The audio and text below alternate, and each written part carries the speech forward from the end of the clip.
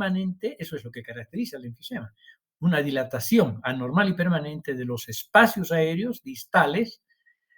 ¿Distales a quién? A los bronquiolos terminales. Sobre todo, entonces, una dilatación anormal de lo que conocemos como el lobulillo pulmonar, que es la unidad estructural funcional de los pulmones, ¿sí? Entonces, una dilatación anormal del lobulillo pulmonar, sin fibrosis, sin inflamación, pero con destrucción de sus paredes. Una destrucción paulatina de las paredes que hacen que los espacios aéreos, en los espacios alveolares, en los sacos alveolares, se vayan dilatando significativamente, ¿sí?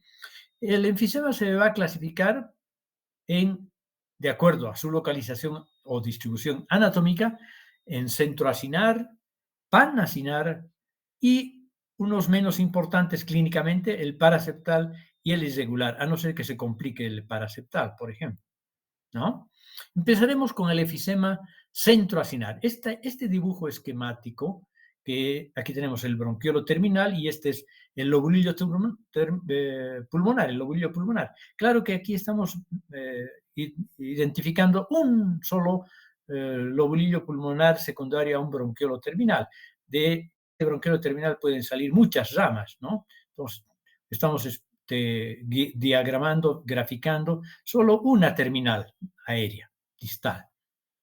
¿Sí? Entonces, ¿qué es lo que caracteriza al enfisema centroacinar? Como nos muestra este esquema, este dibujo esquemático, una destrucción y aumento del tamaño de la parte central, ¿no? No de la parte distal, de la parte central proximal de la unidad respiratoria, o sea, del lobulillo pulmonar, con la parte alveolar distal prácticamente indemne, normal, ¿sí?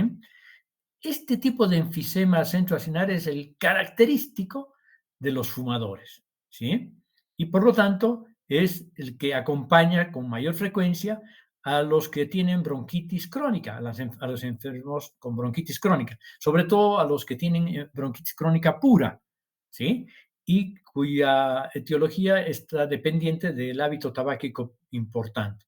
Entonces aquí vemos un pulmón relativamente espongiótico, normal, y aquí vemos cómo las partes de esta área, el bronquiolo respiratorio, en todos estos lobulillos o acinos pulmonares están dilatados. Vean, todos estos espacios más dilatados, aquí son imperceptibles los bronquiolos respiratorios, cuando más se ve un poquito los bronquiolos terminales, ¿sí?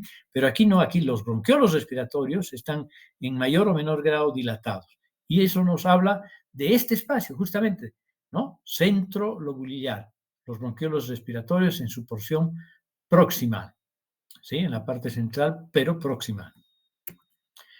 El enfisema panacinar se trata de una destrucción ya no solo central, sino uniforme, con aumento de todo el acino, aumento de tamaño o una dilatación, si quieren, de todo el acino, tanto de la porción central como la porción terminal o distal, ¿sí? Todo el lobulillo pulmonar, aquí estamos mostrando solo uno, pero imagínense, a partir del bronquiolo terminal, todos los lobulillos, sobre todo basales o quién sabe cuáles, están dilatados en toda su extensión, tanto a nivel del bronquiolo respiratorio como a nivel de los conductos alveolares, de los sacos alveolares y de los alveolos, ¿ya? Y aquí vemos justamente un pulmón más o menos insuflado, se nota que está lleno de aire, en la superficie se ve, ¿no? Pero está comprometiendo no solo este territorio, sino todo el territorio. Aquí también vemos translúcidamente, a través de la pleura visceral, la dilatación de todo el lobulillo o todo el acino pulmonar. Y aquí vemos un aplanamiento del diafragma y una hiperinsuflación pulmonar difusa con un poco de horizontalización de las costillas, ¿no? Son cosas características. Y esta es la imagen de un enfisema panacinar. Vean, hay realmente una dilatación de todos los bronquiolos terminales, de los bronquiolos respiratorios e incluso de los sacos alveolares y los alveolos, que es lo que vemos en esta fotomicrografía, ¿no? En donde vemos los alveolos tremendamente dilatados, los poros alveolares abiertos, totalmente abiertos, ¿no? Y todos los sacos alveolares dilatados y los alveolos también dilatados. Incluso este probablemente pueda ser parte de un bronquiolo respiratorio por el espesor de la pared que tiene. ¿Ya? Luego tenemos el enfisema paraseptal, ¿sí? O sea, es un enfisema localizado en la parte distal del acino, pero reservado a un solo territorio pequeño, ¿no? Siempre está cercano a la pleura, subpleural, ¿sí? Y está en relación, sobre todo, frecuentemente a fibrosis, a cicatrices fibrosas. Por ejemplo, post-tuberculosis, post-inflamación de cualquier origen, ¿no? Con frecuencia es la lesión que predispone, cuando se rompe, a un neumotórax espontáneo, a la aparición de un neumotórax espontáneo.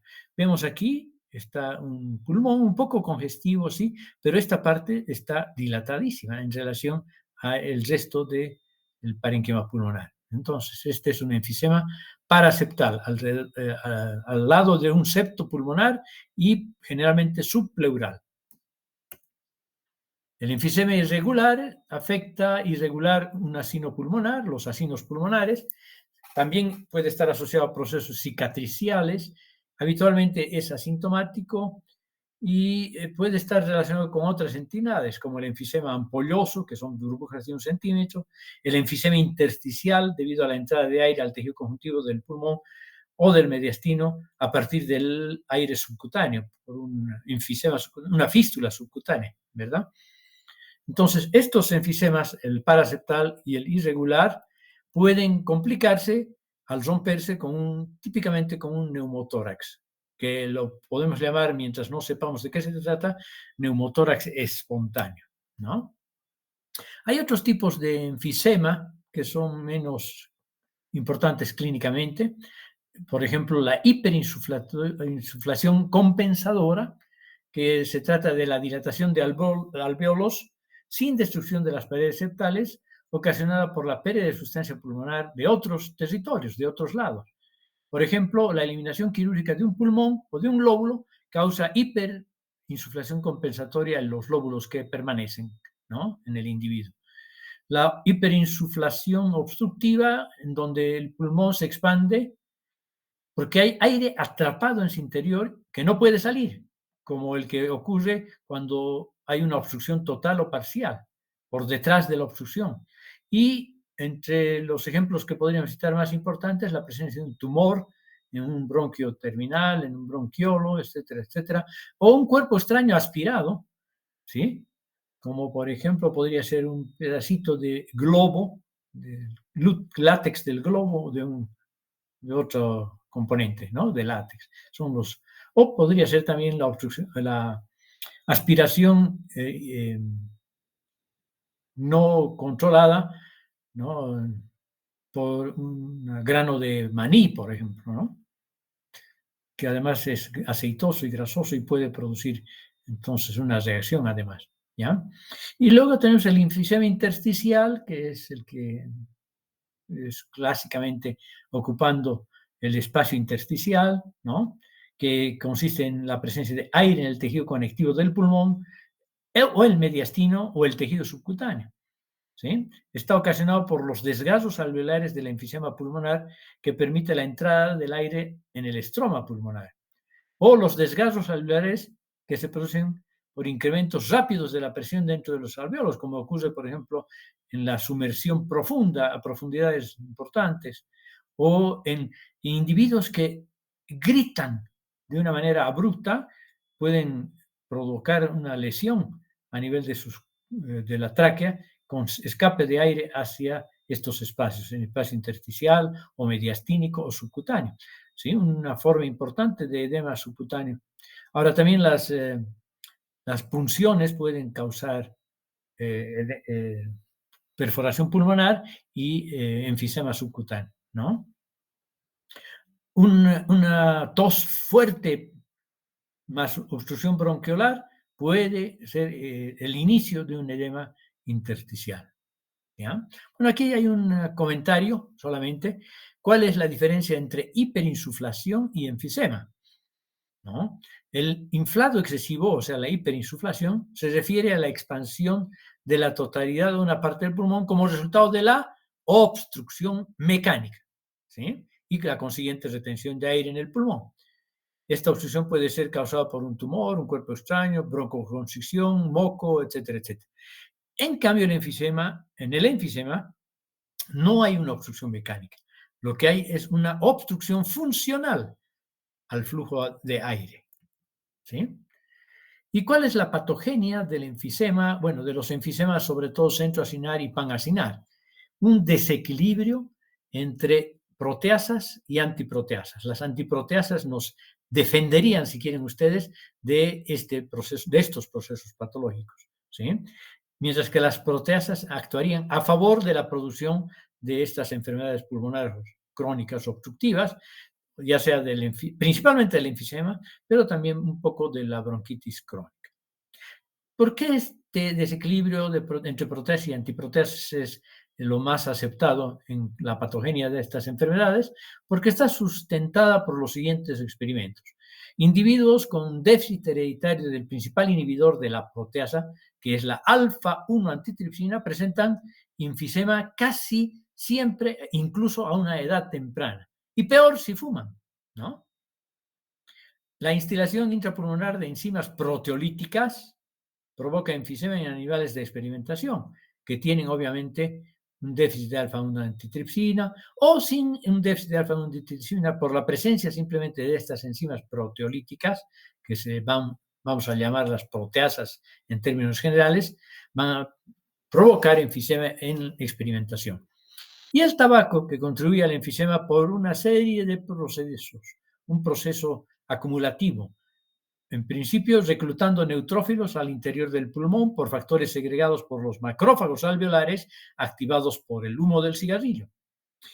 Estos neutrófilos y estos macrófagos alveolares, estimulando la liberación de elastasa, estimulados producen liberación de elastasa, sobre todo por los neutrófilos.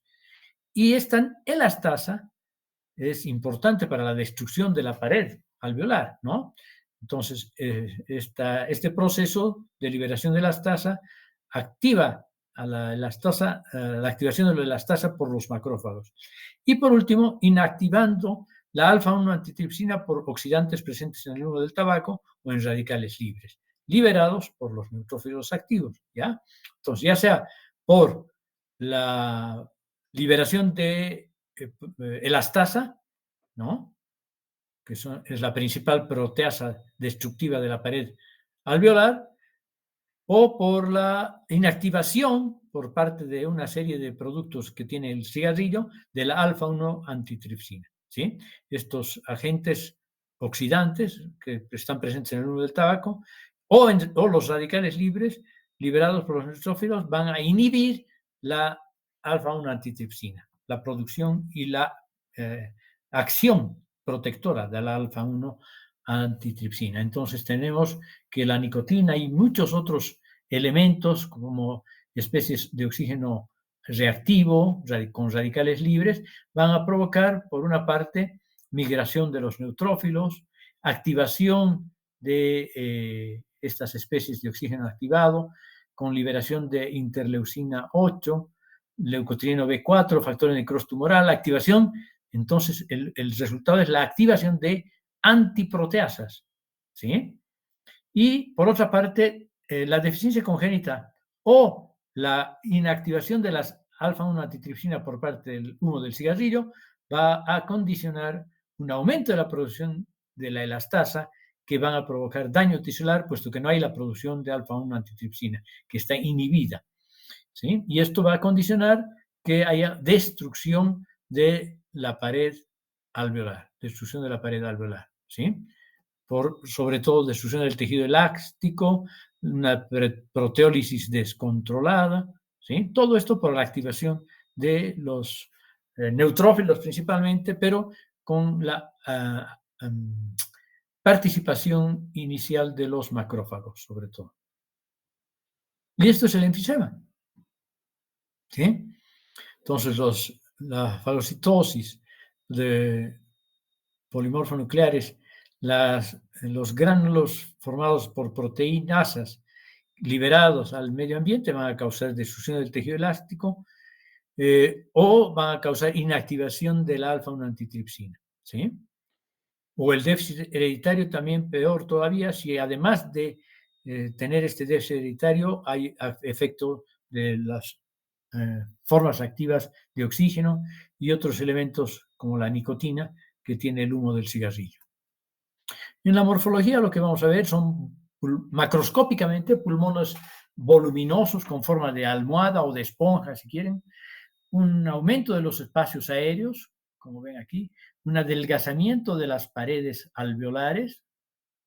Los capilares septales están comprimidos por este adelgazamiento de la pared alveolar, incluso pueden estar exagües, ¿sí? Carentes de eritrocitos, y esto puede dar lugar a una rotura de las paredes que le da el aspecto característico, empanado, ¿sí? Bueno, hasta aquí hemos hablado del enfisema. Ahora vamos a hablar de la bronquitis crónica.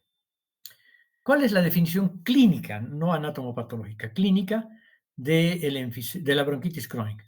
La tos persistente con expectoración, o sea, productiva, durante por lo menos 3 meses, durante por lo menos 2 años consecutivos.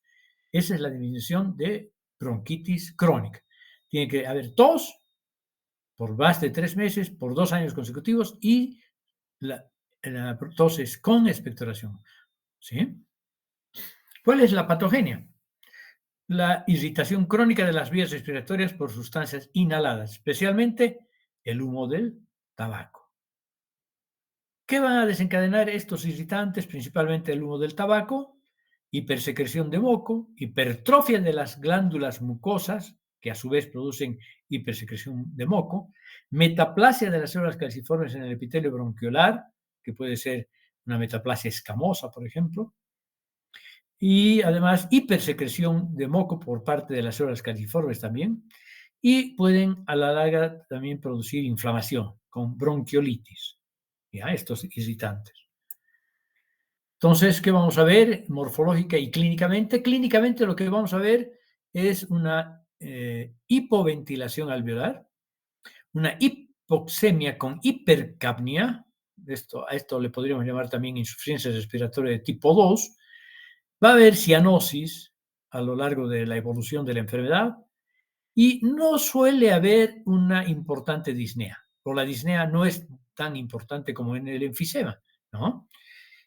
A la larga van a provocar hipertensión secundaria y esta hipertensión secundaria va a afectar al corazón derecho provocando una insuficiencia cardíaca derecha, un cor pulmonar. Y histológicamente, ¿qué vamos a ver en la bronquitis crónica? Hiperemia, o sea, congestión vascular, edema de las mucosas, edema intersticial, ¿no? Secreciones mucinosas o moldes que llenan incluso las vías respiratorias, son tan abundantes y viscosas que se pueden formar una especie de moldes dentro de la luz bronquiolar que es difícil de expectorar. Y cuando se expectora en forma de un bloque, ¿ya? Aumento del tamaño de las glándulas mucosecretoras, ¿sí? Que producen a su vez más abundante moco, ¿sí? Que van a provocar tapones mucosos porque son muy viscosos, es un moco muy viscoso. En el intersticio paulatinamente pueden ir afectándolo, provocando fibrosis, tanto en los bronquios como en los bronquiolos, ¿sí? Y por último, a nivel del epitelio, ¿qué es lo que estamos viendo? Un área de metaplasia, como les decía, que generalmente es escamosa.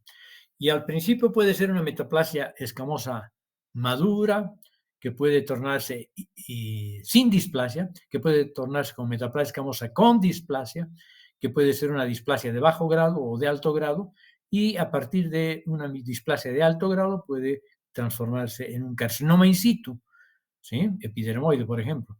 Y después de un tiempo romper la membrana basal e invadir. Y entonces ya tenemos un cáncer pulmonar. un carcinoma epidermoide pulmonar, ¿no? Aquí tenemos ya no un dibujo esquemático, sino un corte histológico muy bonito, en donde hay edema. Bueno, primero congestión. Lo más llamativo es la congestión vascular pulmonar. Vasos de todo calibre están pletóricos de sangre, ¿ya? Y en el intersticio lo que vemos es inflamación crónica, sobre todo, edema, ¿sí? Y podríamos ver en etapas más avanzadas algo de fibrosis que empieza a aparecer. En este campo en particular no se ve, pero teóricamente también debería haber una hipertrofia muscular, una hiperplasia de las glándulas submucosas y una hiperplasia, hipersecreción de moco por parte de las células caliciformes, ¿ya? Este es el tercer tipo de patología obstructiva, pulmonar obstructiva crónica, el asma bronquial, ¿sí? El asma bronquial que podría ser la causa más frecuente de disnea, tos y sibilancias recurrentes. Sibilancias recurrentes, ¿ya? Tos, disnea, tos y sibilancias son clásicamente la tríada presente en el asma bronquial y suelen ser recurrentes, o sea, etapas de meseta y etapas actividad, ¿sí? ¿Qué es lo que produce estos signos y síntomas? Obstrucción de las pequeñas vías, bronquiolos sobre todo. Esta enfermedad afecta al 10% de los niños y al 5% de los adultos, ¿sí? Se sospecha, o se especula por lo menos, un incremento en su frecuencia por la contaminación atmosférica, lo que quiere decir que el aire contaminado podría representar un factor de riesgo que aumente la frecuencia de las enfermedades de asma, del asma bronquial. Independientemente de la causa, que puede ser hasta el frío, ¿no? El patrón de respuesta es similar, ¿sí?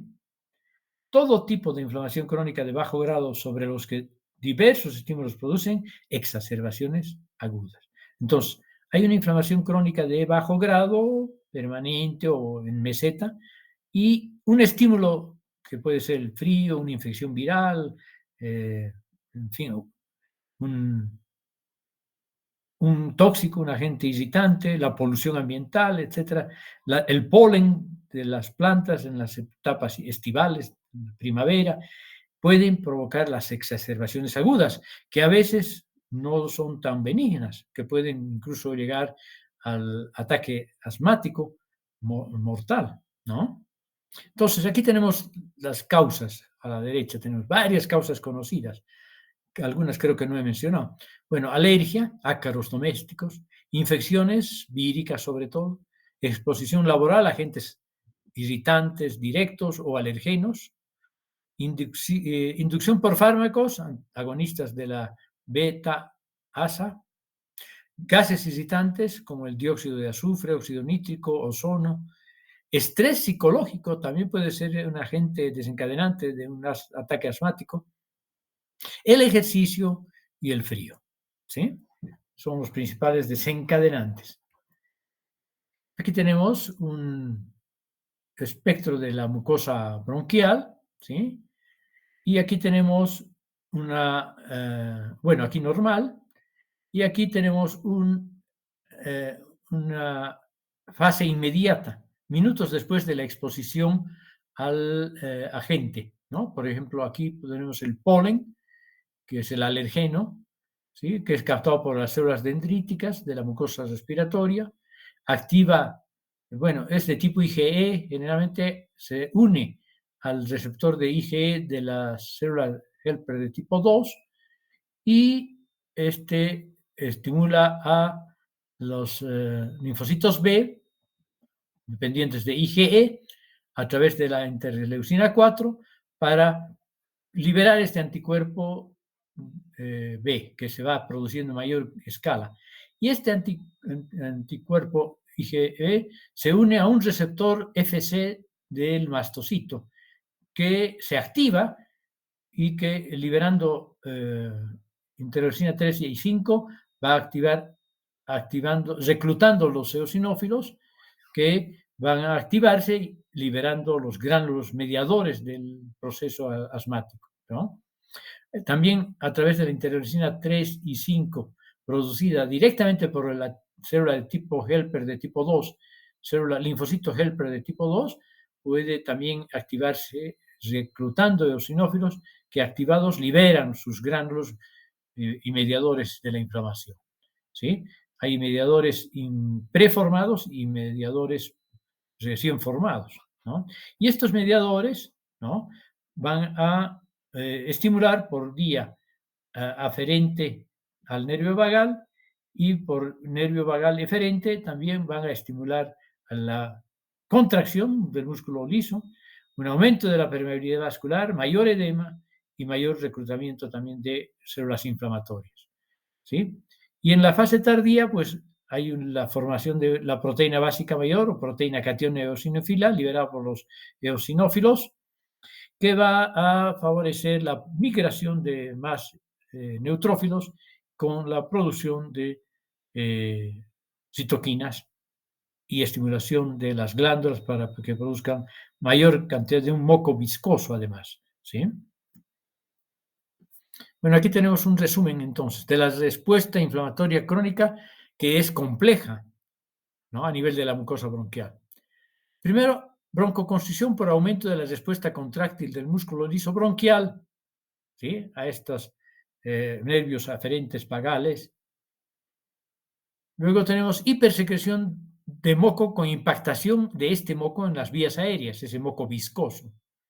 Hay edema en la mucosa, en la lámina propia de la mucosa, que a la larga que puede producir rápidamente más bien un estrechamiento de las vías aéreas. Hay extravasación de plasma en los tejidos submucosos a través de la pared vascular, que está con un aumento de la permeabilidad vascular por efecto de las células inflamatorias y de sus productos. Infiltración de la mucosa bronquial por eosinófilos, mastocitos, linfocitos y macrófagos. Necrosis focal del epitelio de las vías aéreas puede haber, por las citoquinas sobre todo. Depósito de colágeno bajo el epitelio bronquial, y eso sobre todo en casos de larga evolución, que pueden cursar a la larga con fibrosis pulmonar. Y el tabique contiene cristales de Charcot-Leyden, que son cristales derivados de los granos de los eosinófilos, y las famosas espirales de Kurtzmann, formadas por los moldes mucosos viscosos en las vías respiratorias pequeñas que a veces se expectoran, ¿no? De pequeño calibre. Y aquí tenemos justo todo lo que acabamos de decir, el alergeno, activando a los mastocitos que tienen receptores para IgE, que ha sido generalmente activado en su producción por los alergenos, la degranulación de los mastocitos, ¿sí? El edema por la retracción de la pared endotelial, la broncoconstricción y la hipersecreción de moco, ¿no? Por parte de las células calciformes, y también broncoconstricción por acción de mediadores de la inflamación y factores quimiotácticos para atraer eosinófilos y polimorfos nucleares. Es característico que haya numerosos eosinófilos en la respuesta aguda, pero sobre todo en la respuesta retardada. Y puede haber incluso afectación de la función ciliar en el transporte superficial de sustancias. Hay aumento de las células calciformes e hipersecreción de las células calciformes, hay necrosis de los neumocitos de tipo 1 y de tipo 2, y aquí vemos justamente todo esto, una hipertrofia e hiperplasia de las glándulas mucosas, de la submucosa, un infiltrado inflamatorio importante, una hipertrofia muscular y la secreción de un moco viscoso mezclado con leucocitos. Aquí también se ve una hipertrofia muscular, sobre todo en la lámina propia, con la submucosa, en la muscular de la mucosa, ¿no? Algunas notas sobre los mecanismos celulares. El asma presenta una respuesta inflamatoria compleja. En muchos casos predominan mecanismos inmunológicos, ¿ya? Pero también hay que considerar los factores neurogénicos, ¿sí?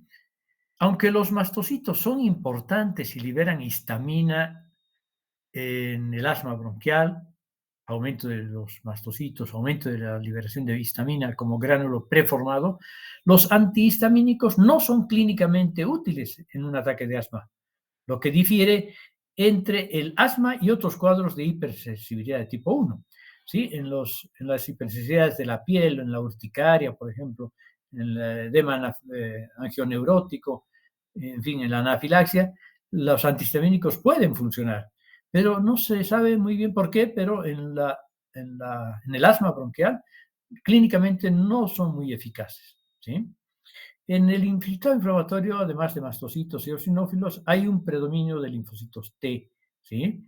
Que producen, al activarse, liberando interleucina 5 para reclutar eosinófilos. Entonces, es un factor de quimiotáctico para eosinófilos, ¿ya? Se cree que los eosinófilos son importantes en la patogenia porque liberan una serie de mediadores químicos, leucotrienos, ¿ya? Sobre todo, prostaglandinas, factor de necrosis tumoral, y todas estas sustancias con el factor activador plaquetario también estrechan las vías aéreas, contraen el músculo, aumentan la respuesta del músculo liso bronquial a largo plazo. ¿Sí? Entonces, un factor es el inmunológico, pero hay de por medio otro factor que parece ser más importante, por lo menos en cuanto al tratamiento. La estimulación de los nervios aferentes por mediadores químicos de la inflamación, ¿no? Pueden liberar péptidos locales como la sustancia P que produce edema e hipersecreción de moco. Y probablemente estos mecanismos neurales jueguen un papel importante, contra ellos se dirigen los nuevos tratamientos, ¿no? La inflamación de las paredes bronquiales puede provocar restricción del flujo aéreo al producir pérdida del surfactante, lo que dificulta su apertura.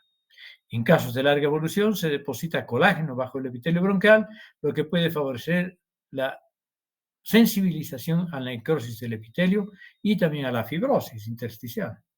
¿Sí? Bueno, ahora vamos a ver las bronquiectasias. Las bronquiectasias son anatómicamente dilataciones anormales del árbol bronquial que predisponen a la infección. Eso es lo característico y lo importante. Y a su vez la infección favorece mayor grado de bronquiectasia, en una especie de círculo vicioso. ¿Sí? Clínicamente, perdón, tos y hemoptisis recurrentes son los signos más relevantes. ¿Sí? Abundante expectoración aspecto infectado, maloliente, viscoso, muy concentrado. Episodios recidivantes de infecciones respiratorias con una flora microbiana mixta que frecuentemente incluye anaerobios, que van provocando mayor bronquiectasia, mayor destrucción de la pared, que también puede haber en las bronquiectasias, ¿no? Este proceso es más frecuente en las bases pulmonares, por lo menos más importante en las bases pulmonares, ¿sí? Las vías dilatadas se ven francamente dilatadas, valga la redundancia, hasta en 5 y 6 veces su calibre normal. Como se ven dilatadas los bronquios terminales y se pueden formar estos tapones mucosos que van a ir de un lóbulo, de un bronquiolo terminal a varios bronquiolos respiratorios y conductos alveolares, haciendo una especie de molde de todo el acino o lobulillo pulmonar. ¿Sí? Bueno, dos factores predisponentes principales: interferencia en el drenaje de secreciones bronquiales y las infecciones intercurrentes y persistentes. ¿Ya? Pero también hay cuadros idiopáticos. ¿En qué consiste, qué cuadros pueden provocar interferencia en el drenaje de secreciones bronquiales? La obstrucción de las vías aéreas proximales por tumores, cuerpos extraños, la hiperviscosidad del moco bronquial, que a su vez es producto de esta enfermedad, pero puede no ser producto inicial de la bronquiectasia. Podría tratarse de, por ejemplo, una fibrosis quística del páncreas que produce mucoviscidosis, es decir, un aumento tremendo de la viscosidad por alteración en las bombas de cloro a nivel de la membrana celular y unas secreciones aumentadas, pero sobre todo viscosas, difíciles de eliminar. ¿sí? Y también otro cuadro que podría interferir en el drenaje de las secreciones bronquiales es el síndrome de cilios inmóviles, que hacen que los cilios no cumplan el rol que tienen que cumplir en el traslado de partículas extrañas que hayan podido llegar al lobulillo pulmonar terminal y a través de los cilios ser removidos hacia la faringe y ser expectorados o deglutidos. El otro factor importante que contribuye a la formación de bronquiectasias son las infecciones, con debilitamiento de las paredes bronquiales. Esto, además, las infecciones son favorecidas, a su vez, por las retenciones de secreciones. Hemos dicho en muchos órganos que la estasis de secreciones o de líquidos o de lo que sea favorece las infecciones. La estasis favorece las secreciones. En este caso, la retención de secreciones favorece las infecciones. Y también pueden haber cuadros de hipogamaglobulinemia, ¿no? Inmunodeficiencia de este tipo, que favorecen las infecciones y las infecciones a su vez favorecer el desarrollo de bronquiectasias. Hay algunos casos en los que en muchos adultos no hay una causa aparente y sin embargo tienen bronquiectasia. Este grupo de pacientes los podríamos llamar como una bronquiectasia idiopática. ¿Sí? Miren este grado extremo de bronquiectasia. Este pulmón está realmente bronquiectásico, ¿no? Todos los bronquios están dilatados de paredes gruesas, seguramente en viva, con mucha secreción de moco y lo característico sus dilataciones, ¿no? Una dilatación conspicua de toda la vía respiratoria terminal. Aquí tenemos una bronquiectasia también muy menos desarrollada, pero importante, probablemente sea basal en el lóbulo basal. Y esta es la imagen de los bronquios dilatados, ¿no? Con el epitelio incluso a veces aplanado y muy frecuentemente destruido, con hemorragia, con infección, inflamación, etcétera, ¿ya? Entonces, ¿cuáles son las complicaciones de este proceso bronquiectásico? La supuración crónica, los abscesos pulmonares. No se olviden que uno de los agentes principales son las infecciones a repetición, que favorecen la bronquiectasia y la bronquiectasia favorece la estasia y por lo tanto las infecciones. La diseminación hematógena de la infección, que puede llegar a producir, por ejemplo, un absceso cerebral y también puede producir fenómenos inflamatorios con depósitos de amiloide. Muy bien, hasta aquí entonces tendríamos la clase de enfermedad pulmonar crónica, ¿sí? Solamente a manera de repaso, vean ustedes un resumen, ¿ya?